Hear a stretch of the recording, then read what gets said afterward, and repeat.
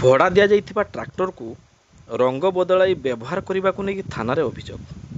ମୟୂରଭଞ୍ଜ ଜିଲ୍ଲା ମୋରଡ଼ା ଥାନା ଅଧୀନ ପଳାଶପଦା ଗ୍ରାମର ମନୋରଞ୍ଜନ ରାଉତ ନିଜ ନାମରେ ଏକ ଟ୍ରାକ୍ଟର ଡାଲା ବା ଟଲି ନମ୍ବର OD11P6845 ଥିବାବେଳେ ଉକ୍ତ ଟ୍ରାକ୍ଟରକୁ ମାସିକ 6,000 ଟଙ୍କା ଭଡ଼ା ସୂତ୍ରରେ ମନୋରଞ୍ଜନ ଉକ୍ତ ଥାନା ଅଧୀନ ନୂଆଗାଁ ଗ୍ରାମର ବସନ୍ତ ମହାନ୍ତଙ୍କୁ ଦେଇଥିଲେ ଏବଂ ଏଥିଲାଗି କୋର୍ଟ ପେପରରେ ଚୁକ୍ତି ମଧ୍ୟ ହୋଇଥିଲା।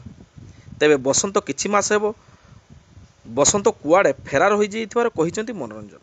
ତେବେ ଆଜି ସକାଳ 9ଟା ସମୟରେ ମୋରଡ଼ାସ୍ଥିତ କୋର୍ଟ ସମ୍ମୁଖ ରାସ୍ତାରେ ଅନ୍ୟ ଏକ ଟ୍ରାକ୍ଟରରେ ଡଲା ବା ଟଲିର ରଙ୍ଗ ବଦଳାଇ ଅନ୍ୟ ଏକ ଟ୍ରାକ୍ଟରକୁ ଲାଗିଥିବାର ଦେଖିବାକୁ ପାଇଥିଲେ ଏବଂ ଏହା ଚୋରି ହୋଇଥିବାର ସନ୍ଦେହ ପ୍ରକାଶ କରି ମନୋରଞ୍ଜନ ମୋରଡ଼ା ଥାନାରେ ଲିଖିତ ଅଭିଯୋଗ କରିଛନ୍ତି। ତେବେ ପୋଲିସ ଖବର ପାଇ ଉକ୍ତ ଟ୍ରାକ୍ଟରକୁ ଜବତ କରିଛି।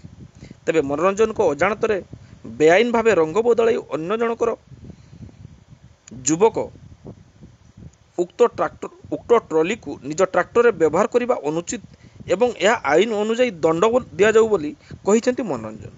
ଅପରପକ୍ଷରେ ଏହି ଘଟଣାକୁ ନେଇ ପୋଲିସ ଉପରେ ରାଜନୈତିକ ଚାପ ସୃଷ୍ଟି କରାଯାଉଥିବା ମଧ୍ୟ ଜଣାପଡ଼ିଛି।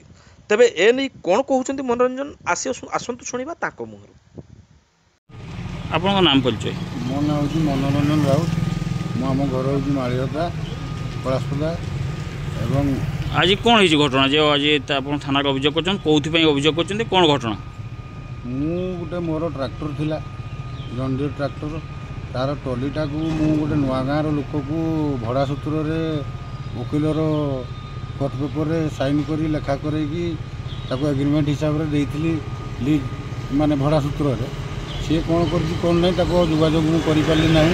ସେ ଲୋକ କୁଆଡ଼େ ଫେରାର ହୋଇଗଲା, ତା'ର ଫୋନ୍ ଫାନ୍ ଲାଗୁନାହିଁ, କିଛି ନାହିଁ।